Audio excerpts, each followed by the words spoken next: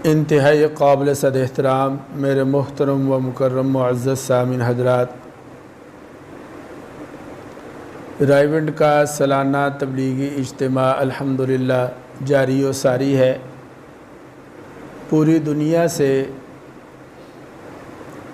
अल्लाह की रज़ा के लिए और दावत व तबलीग की मेहनत के लिए ज़ुआमा वहाँ पर पहुँचे हुए हैं।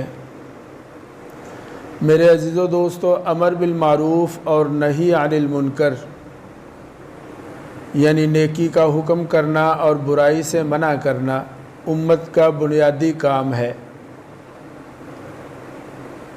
और अगर उम्मत इज्तिमाई तौर पर इस काम को छोड़ देगी तो तर्के वाजिब की मुर्तकिब होगी। इनफरादी तौर पर तो शायद ऐसा ना हो, लेकिन अगर पूरी उम्मत में से ये काम छूट गया तो पूरी उम्मत गुनाहगार होगी और वाजिब के तरक की मुर्तकिब होगी। इसलिए कि दावत इल्लाह यानी अमर बिल मारूफ़ और नही अनिल मुनकर हम सब की ज़िम्मेदारी है। और ये बात नोट फरमा लें कि जिस तरह दीन से ऊंची और बड़ी कोई चीज़ नहीं, इसी तरह दीन की मेहनत से भी बड़ी कोई चीज़ नहीं। जिस तरह दीन बहुत अहम है, इसी तरह दीन की मेहनत और जुहद दीन भी अहम है। इसलिए कि अमर बिल मारूफ़ और नही अनिल मुनकर हम सब की ज़िम्मेदारी है।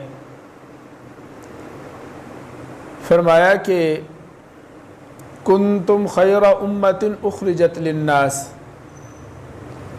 तुम बेहतरीन उम्मत हो। उखरिजत लिन्नास के तुम निकाले गए हो लोगों की भलाई के लिए। तअमुरून बिल मारूफ़, और तुम अमर बिल मारूफ़ करते हो और नही अनिल मुनकर करते हो। व तुमिनून बिल्लाह, और अल्लाह पर ईमान रखते हो।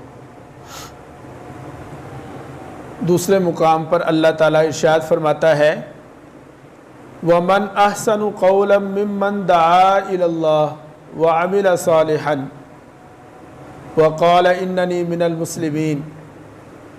भला उस शख्स से बेहतर किसकी बात हो सकती है। अहसन का लफ्ज़ इस्तेमाल हुआ, इसमें तफसील है ये, यानी इससे बढ़कर और ख़ूबसूरत बात कौन सी हो सकती है और कैसे हो सकती है। उस शख्स से बढ़कर अच्छी, खूबसूरत और भली बात किसकी हो सकती है कि जो लोगों को अल्लाह की तरफ बुलाए, व अमिला सालिहन, और अमल करते हुए बुलाए। और मेरे अज़ीज़ों दोस्तों, अगर उम्मत इस काम को इज्तिमाई तौर पर तरक कर देगी तो पूरी उम्मत गुनाहगार होगी। और अगर इनफरादी तौर पर कोई इस काम को तरक करेगा तो उससे भी पूछा जाएगा, सवाल होगा। कुरान मजीद में अल्लाह ताला इरशाद फरमाता है, फ़लनस्अलन्नल्लज़ीना उरसिला इलैहिम वलनस्अलन्नल मुरसलीन। हम ज़रूर पूछेंगे, सवाल करेंगे। उरसिला इलैहिम, उन लोगों से जिनकी तरफ नबियों को भेजा गया। वलनस्अलन्नल मुरसलीन, और हम ज़रूर पूछेंगे उन रसूलों को भी। और मेरे अजीज़ों दोस्तों, दावत सबसे पहले अपनी ज़रूरत है कि भलाई का हुक्म यानी मारूफ़ात की रग़बत और मुनकरात से रोकना यानी अपने अंदर नफ़रत पैदा करना, ये दोनों काम हर शख्स की अपनी ज़ात के लिए हैं। मैं अर्ज़ करूँगा कि दावत यानी दावत व तबलीग सबसे पहले फ़र्द की अपनी ज़रूरत है। आप नोट फरमाएं इस बात को कि जिस तरह खाना हमारी ज़रूरत है, और जिस तरह पीना हमारी ज़रूरत है और जिस तरह दीगर हमारी ज़रूरियात हैं, उनमें से एक ज़रूरत दावत इल्लाह भी है, यानी लोगों को भलाई का हुक्म करना और मुनकरात से, गुनाहों से रोकना, ये हमारी ज़रूरत है। इसलिए कि हमारी फितरत में ये बात रखी गई है कि हमें मारूफ़ात की रग़बत हो, यानी भलाई का हुक्म करना, और फितरत में ये बात मौजूद है कि मुनकरात से हमारे अंदर नफ़रत हो। ये दोनों काम हर शख्स की अपनी ज़ात के लिए हैं, लिहाजा हर फ़र्द उम्मत की ज़ाती ज़रूरत दावत व तबलीग है, और ऐसा नहीं है कि एक जमात की तरफ से सारी उम्मत की अदायगी हो जाएगी। ये बात भी काबिल गौर है कि ऐसा नहीं है कि चंद लोग अगर करते रहें या चंद लोग अगर करें और बाकी ना करें तो सब की तरफ से इसकी ज़रूरत पूरी हो जाएगी, ऐसा नहीं। बल्कि मैंने अर्ज़ किया कि हर फ़र्द उम्मत की ज़ाती ज़रूरत है। जिसने भी कलमा पढ़ा ला इलाहा इल्लल्लाहु मुहम्मदुर रसूलुल्लाह, और इस कलमा के ज़रिया से अल्लाह की वहदानियत और सरकार दो आलम सल्लल्लाहु अलैहि वसल्लम की ख़त्म नबूवत का इक़रार कर लिया, अब हर कलमा गो पर दावत व तबलीग यानी अमर बिल मारूफ और नही अनिल मुनकर लाजिम हो गया।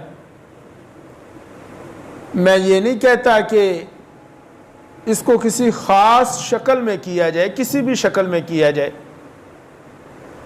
अगर कोई मदारस की सूरत में दावत व तबलीग का काम हो रहा है तो वो भी ठीक है।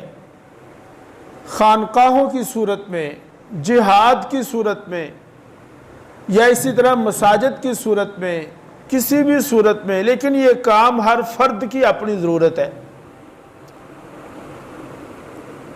ला इलाहा इल्लल्लाह हदीस पर गौर फरमाएं कि शफीक उम्मत हुजूर नबी करीम सल्लल्लाहु अलैहि वसल्लम ने इसके लिए एक बड़ी प्यारी मिसाल इरशाद फरमाई।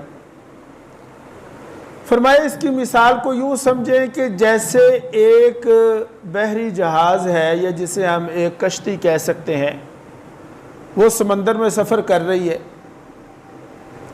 और उस बहरी जहाज़ के मसलन दो हिस्से हैं, एक नीचे वाला हिस्सा है, एक ऊपर वाला हिस्सा है। ये मिसाल सरकार दो आलम सल्लल्लाहु अलैहि वसल्लम ने ख़ुद इरशाद फरमाई है, मिसाल दी बात को समझाने के लिए, क्योंकि इंसानी मिजाज ये है कि हम मिसाल से बात को अच्छी तरह ज़रा समझ जाते हैं, तो मिसाल के ज़रिया ही समझाया, और समझाते हुए फरमाया कि ये जो बहरी जहाज़ समंदर में सफ़र कर रहा है, इस जहाज़ के दो तबक हैं, दो हिस्से हैं, एक नीचे है ग्राउंड फ्लोर और एक ऊपर है उसका पहला पोर्शन। पानी का इंतज़ाम ऊपर है, नीचे भी बहुत लोग हैं, ऊपर भी बहुत लोग हैं, ज़ाहिर है पूरे जहाज़ में लोग भरे हुए हैं। नीचे के तबक वाले जो लोग हैं उनको अपनी पानी की ज़रूरत पूरी करने के लिए बार बार ऊपर जाना पड़ता है, क्योंकि पानी का इंतज़ाम कहाँ है जी, ऊपर है, तो उनको ऊपर जाना पड़ता है। अब नीचे के लोग ये सोचें कि हमें बार बार ऊपर जाना पड़ता है, कोफ्त उठानी पड़ती है, ऊपर वाले भी बेचारे परेशान होते हैं, दिक्कत उठाते हैं। वो कोफ्त से बचने के लिए ये सोचेंगे क्यों ना हम नीचे वाले हिस्से में ही, नीचे समंदर में सुराख कर लें और वहाँ से पानी ले लें, हमारी ज़रूरत पूरी हो जाएगी। लिहाजा आप हदीस पर गौर करें कि अब अगर नीचे वाले नीचे समंदर में सुराख करना चाहेंगे तो उनको इस फेल से रोकना हर एक की जिम्मेदारी होगी। क्यों जी, बात समझ रहे हैं आप? क्योंकि अगर नीचे सुराख कर दिया तो नीचे तो समंदर है, वो जब ऊपर आएगा तो ना नीचे वाले बचेंगे और ना ऊपर वाले बचेंगे। लिहाजा अगर ऊपर वाले ये सोचें कि सानू की लगे ने तो लगे रहन, तो क्या ख्याल है आपका कि क्या ऊपर वाले बच जाएंगे? नहीं, नीचे वाले भी तबाह होंगे, ऊपर वाले भी तबाह होंगे। यहां पर एक दो मुगालते हैं, मैं उनकी भी जरा सराहत कर दूंगा साथ साथ। मैंने ये आपसे अर्ज किया कि लोगों को हिदायत की तरफ बुलाना हर एक की जिम्मेदारी है। अब आप इस मिसाल को जो सरकार दो आलम सल्लल्लाहु अलैहि वसल्लम ने इरशाद फरमाई है, इस मिसाल को ज़रा समझें, तवज्जो फरमाएं ज़रा। आज हम ये समझे बैठे हैं कि कोई नहीं, मौलवी लगे हुए हैं ना इस काम पर, क्यों जी, या ये तबलीग वाले कर रहे हैं ना, हम ना भी करें तो खैर है। हमें ये मुगालता लगा, हम ये समझते हैं कि दूसरे लोग रोक रहे हैं, हम ना भी रोकें तो खैर है, लोग कर ही रहे हैं। अब इसको हम उधर देखें, कश्ती में नीचे वाला तबक सुराख कर रहा है और ऊपर के तबक के लोग ये समझें कि यार चलो इनको रोकने वाले मौजूद है ना, हम आराम से पड़े रहते हैं, सोए रहते हैं, अपने कामों में लगे रहते हैं, हमने ना रोका भी तो खैर है। तो क्या ख्याल है आपका कि क्या जिम्मा साकत हो जाएगा? बोलें जरा, जिम्मा साकत नहीं होगा। यानी ये सोच के चलो मदरसों की सूरत में, मसाजिद की सूरत में, इज्तिमाआत की सूरत में, या कुछ लोग ये काम कर रहे हैं हम ना भी करें, ये सोचने से हमारी जो जिम्मेदारी है वो साक़ित नहीं होगी। एक तो ये मुगालता लगा हुआ है। दूसरा, हमारे यहाँ एक मुगालता हमें ये है, हम ये समझते हैं कि हमारी तो सुनता ही कोई नहीं। क्यों जी? हम ये समझते हैं कि हमारी तो सुनता कोई नहीं, और मैं तो कह कह के थक गया हूं, तो मैं कहना ही छड़ छड़े। क्यों? ये सुनते ही नहीं, ये मानते ही नहीं। कई दफ़ा इनको समझाया, ये समझते ही नहीं। लिहाजा अगर कोई शख्स ये सोच लें कि मेरी तो सुनता ही कोई नहीं, मेरी तो मानता ही कोई नहीं, तो ये सोचने से भी जिम्मेदारी साकत नहीं होगी। क्योंकि हम उस मिसाल को समझे, फिर देखें जरा उसको कि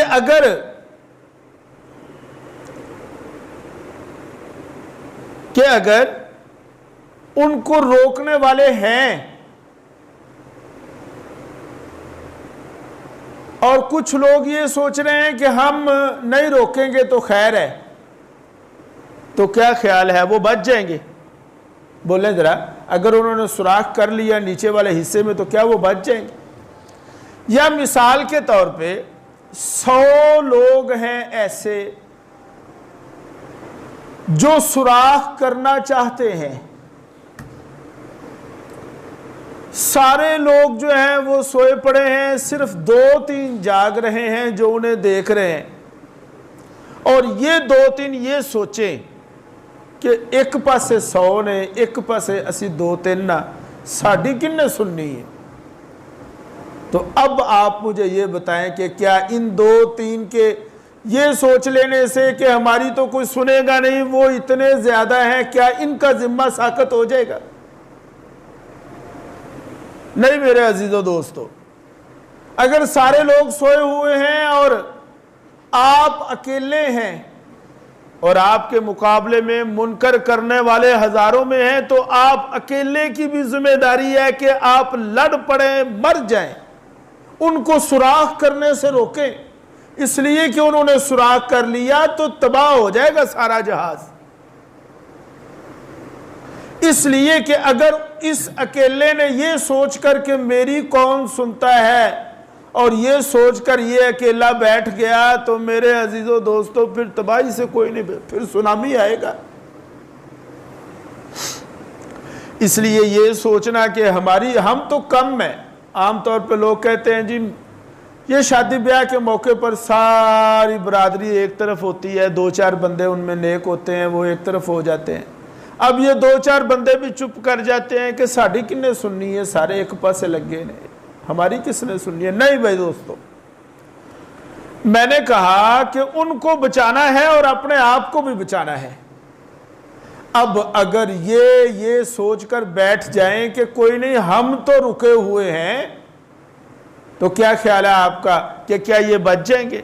कि जब अजाब आएगा तो ना नीचे वाले बचेंगे ना ऊपर वाले बचेंगे, ना नेक बचेंगे ना बुरे बचेंगे।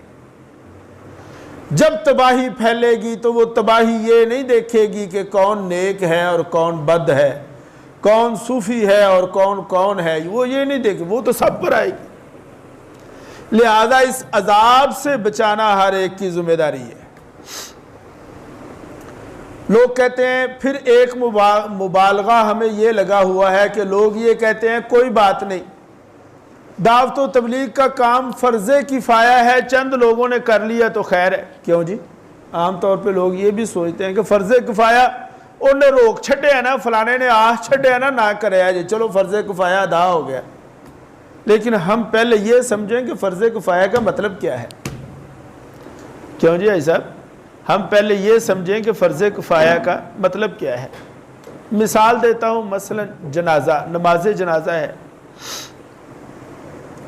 क्यों जी? नमाज जनाजा क्या है हुक्म के एतबार से? फ़र्ज़े किफ़ाया। हुक्म के एतबार से क्या है? फ़र्ज़े ऐन नहीं, फ़र्ज़े किफ़ाया है। मतलब ये है कि अगर नमाज जनाजा में महल्ला के चंद लोग शरीक हो गए तो सब की तरफ से हो जाए, लेकिन अगर कोई भी शरीक ना हुआ तो फिर सारा महल्ला या सारी बस्ती क्या होगी? मुजरम होगी, गुनाहगार होगी।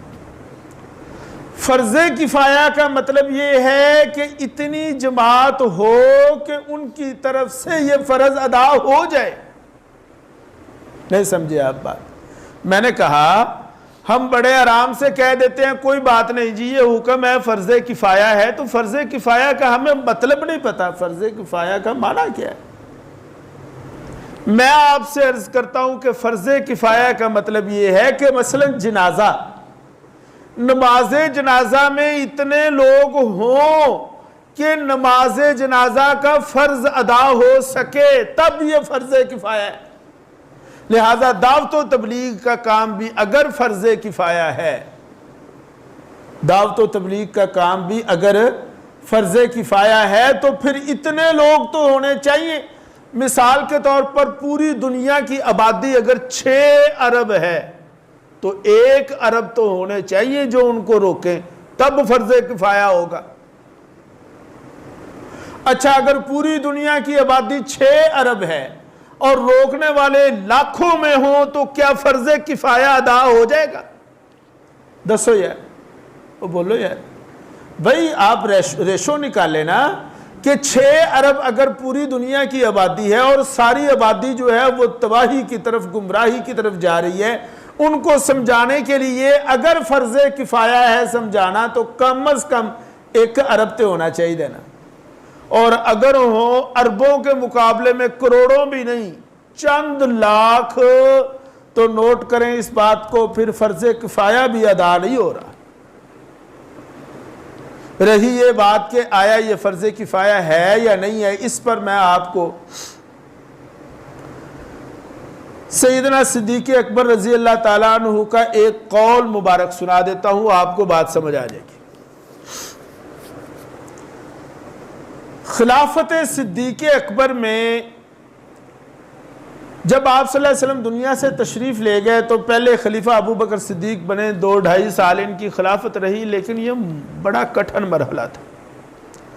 मैं तफसील में नहीं जाता, मुख्तसर अर्ज़ करता हूँ। जो नए नए मुसलमान थे ना, क्यों जी, वो दूर दूर कबाइल के जो लोग मुसलमान हुए थे, उन्होंने सोचा कि लीडर तो टुर गए। उन्होंने समझा शायद जैसे हमारी यहाँ की लोकल जमातें, लीडर मर गया पीछे जमात ख़त्म, तो लीडर तो चला गया है तो अब हम भी फिर जाते हैं, लिहाजा वो लोग फिर गए। फिर एक बहुत बड़ा गिरोह और तबका ऐसा था जो ज़कात देता था, उन्होंने ज़कात देने से इनकार कर दिया। वही ऐसा साढ़े को कोई ना बंदा कर लिया जे ऐसा नहीं जे ज़कात देनी।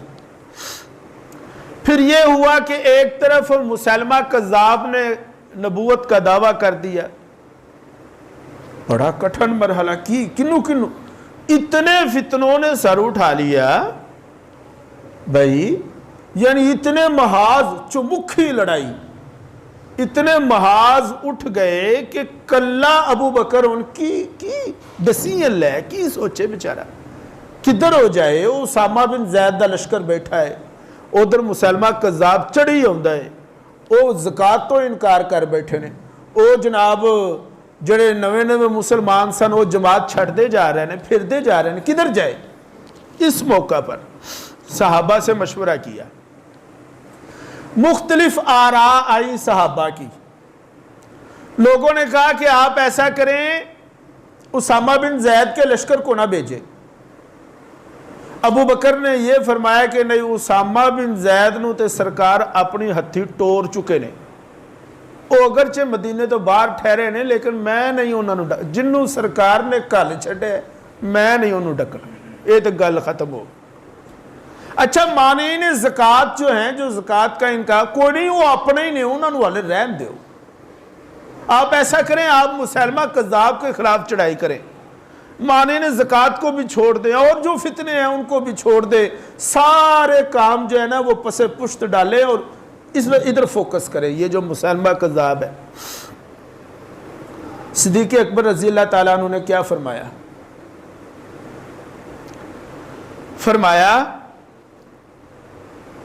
कि नहीं, मैं सबके खिलाफ सबको भेजूंगा और अगर मुझे पूरा मदीना खाली भी करना पड़ा तो खाली कर दूंगा। और फरमाया कि अगर काफर मदीना पर चढ़ाई कर दे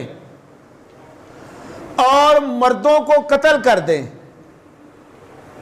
और मुसलमानों की औरतों को ज़िबा कर दें, अज़वाजे नबी मौजूद थी अभी मदीना में ना, बनाते नबी, अज़वाजे नबी, सहाबा की अज़वाज, इन औरतों को वो ज़िबा कर दें, इनकी इज्जतें रोंदें, इनके लाशें पड़े हों और दरिंदे उन्हें नोच रहे हो, मैं ये तो बर्दाश्त कर लूंगा, लेकिन दीन में कमी बर्दाश्त नहीं कर सकता। अयनकुसुद्दीन व अना हई, ये तारीखी जुमला है जी अबू बकर का, इसे याद करें आप, नोट करें। फरमाया लोगों सुन लो, जो ऊंट की रस्सी भी ज़कात में देता था ना, अगर नहीं देगा तो मैं उसके खिलाफ लड़ूंगा।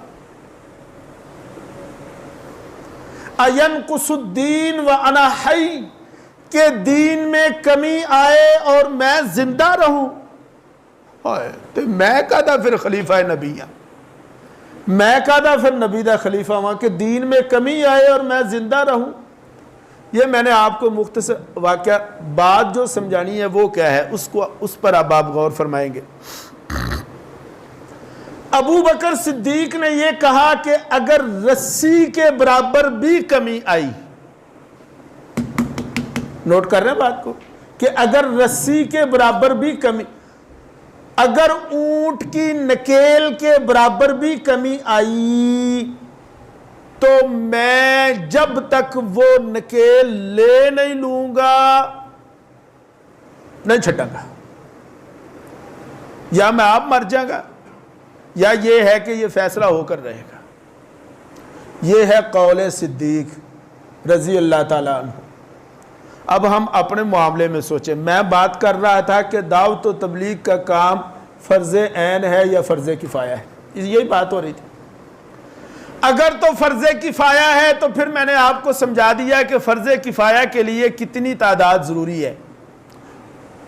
और अगर हम इस बात को देखें कि अबू बकर ये कह रहे हैं कि मुझ पर फ़र्ज़ है, मैं जाने कुर्बान कर दूंगा, और अगर दीन में एक ऊंट की रस्सी के बराबर भी कमी आएगी तो मैं बर्दाश्त नहीं करूंगा, आप मुझे बताएं कि इस वक्त दीन में जो कमी है ये रस्सी के बराबर है या पूरे ऊंट के बराबर है? दसो भाई, ये फैसला अब आपने करना है कि अबू बकर ये कह रहे हैं कि ऊंट के नाक में जो रस्सी दी जाती थी ना उसके बराबर भी कमी आई तो मैं जिहाद करूंगा, किताल करूंगा। और हम अपना जायजा ले लें, अच्छा रस्सी के बराबर कमी आए थे, अबू बकर कहते हैं कि जिहाद मुझ पर फर्ज ऐन हो चुका, और आज रस्सी के बराबर कमी है या पूरे ऊंट के बराबर कमी है? और अगर पूरे ऊंट के बराबर दीन में कमी है तो फिर हम पर हुक्म के एतबार से दावत व तबलीग, अमर बिल मारूफ और नही अनिल मुनकर के काम का हुक्म क्या है, ये आप पे छोड़ता हूं, आप तय करें। ला इलाहा इल्लल्लाह। दावत व तबलीग के काम के बगैर निजात मुमकिन नहीं। मैंने पहले अर्ज कर दिया कि आप ये मत समझें कि ये कोई ख़ास एक तंजीम या जमात का काम, ये तबलीगी जमात का काम नहीं है। मैं ये मिंबर पर बैठा हूँ, मैं क्या कर रहा हूँ? क्यों मुझे बताएं आप? मैं को तो हीर रांझा तो नहीं सुना रहा ना? क्यों जी? मैं यहाँ बैठ, या अगर मदारस है तो वो क्या कर रहे हैं, खानकाहें हैं तो वो क्या कर रहे हैं, जो मुजाहिदीन है वो भी यही काम कर रहे हैं। किसी भी शक्ल में काम करना, ये काम किए बगैर निजात मुमकिन नहीं। एक बात आपको बता के ख़त्म करता हूँ बात को। ला इलाहा इल्लल्लाह। कुरान पाक में एक वाक़या बयान किया गया अस्हाबुस सब्त का। यह हज़रत दाऊद अलैहिस्सलाम के बाद बनी इसराइल की एक कौम थी, ईला नामी एक बस्ती थी, वहाँ के ये रहने वाले थे। ये लोग जो थे ना पेशे के एतबार से शिकार करते थे मछली का। अल्लाह पाक ने इनको आजमाना चाहा, फरमाया भाई गल लेवे कि पूरा हफ्ता तुसी शिकार कर सकते हो, एक दिन जड़ा ना तुसी इबादत वास्ते मैनू दे दो। जैसे हमारे लिए ये जुमा है, हाँ जी, इस दिन तुसा शिकार नहीं करना, तुसी की करना है, तुसी मस्जिद विच आके बैठना, जिक्र इबादत करना। तो जो है ना जी, अच्छा चुनाचे दिन तय हो गया हफ्ते का, सैटरडे, हफ्ते का दिन, इसलिए इनको अस्हाबुस सब्त कहा जाए। सब्त कहते हैं अरबी में हफ्ता को।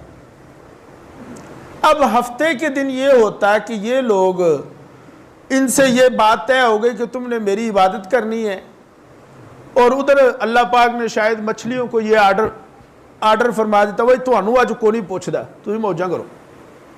वो इन्ना वेख्या कि दरिया तो भरे पे ने अगे पिछे सारी दिहाड़ी, जाल लगा के बैठे रहने, कोई मच्छी काबू नहीं आती। उन्होंने शिकार शुरू कर दिया हफ्ते के दिन भी, हफ्ते के दिन भी। हालांकि हफ्ते के दिन तो रोक थी, मना था, भाई उन्होंने तुसा करना, पूरा हफ्ता करो। यहां पर 3 जमातें पैदा हो गई। कुछ लोग ऐसे थे कि जिन्होंने शिकार करना शुरू कर दिया, मुलव्वस हो गया उस गुनाह के काम में। दूसरी जमात वो थी कि जो चुप करके पीछे होकर बैठ गए। उन्होंने क्या किया, वो बस मस्जिद में आके बैठ जाते थे। एक तीसरा तबका था जो जिनका काम ये था, वो शिकार करते भी नहीं थे और जो करते थे उनको भी रोकते थे। वो बाज आ जाओ, तो नहीं पता अल्लाह का हुक्म है, तुसी नबी कह चुके हैं, हुक्म आ चुका है, फर्ज हो चुका है, तुम फिर भी बाज नहीं आ रहे। ये जो तीसरा तबका था ना, ये जो तीसरा तबका था, ये तबका वो था जो खुद भी रुकता था और दूसरों को भी नहीं अनिल मुनकर, खुद भी इबादत करते थे और दूसरों को भी इबादत पर लाते थे। अल्लाह ताला ने क्या किया, जब वो बाज नहीं आए, अल्लाह कुरान में फरमाता है कूनू क़िरदतन ख़ासिईन, हमने उनको रुसवा कर दिया, बंदर बना दिया। इस वाक़या को अल्लाह ताला कुरान पाक में इरशाद फरमाते हुए यूं कहता है, फलम्मा नसू मा ज़ुक्किरू बिही अंजैनल्लज़ीना यनहौना अनिस्सू व अख़ज़नल्लज़ीना ज़लमू बिअज़ाबिम बईसिम बिमा कानू यामलून। आप कुरान को खोल ले जाए। जब अल्लाह की तरफ से अजाब आया तो ये अजाब उन पर भी आया जो गुनाह में मुलव्वस हो गए, और उन पर भी आया जो गुनाह में मुलव्वस नहीं हुए लेकिन दूसरों को रोका नहीं। और फलम्मा नसू मा ज़ुक्किरू बिही अंजैनल्लज़ीना यनहौना अनिस्सू, हमने निजात उनको दी, सिर्फ उनको कि जो दूसरों को भी बुरे कामों से रोकते थे, खुद भी रुकते थे। मालूम यह हुआ कि दावत व तबलीग के काम के बगैर निजात, वो बोलो ज़रा, ये कुरान की मैंने आपको अभी हवाला दे दिया। अल्लाह ताला अमल की तौफीक अता फरमाए। हमारा राइवेंट का इज्तिमा है, शिरकत फरमाए उसमें।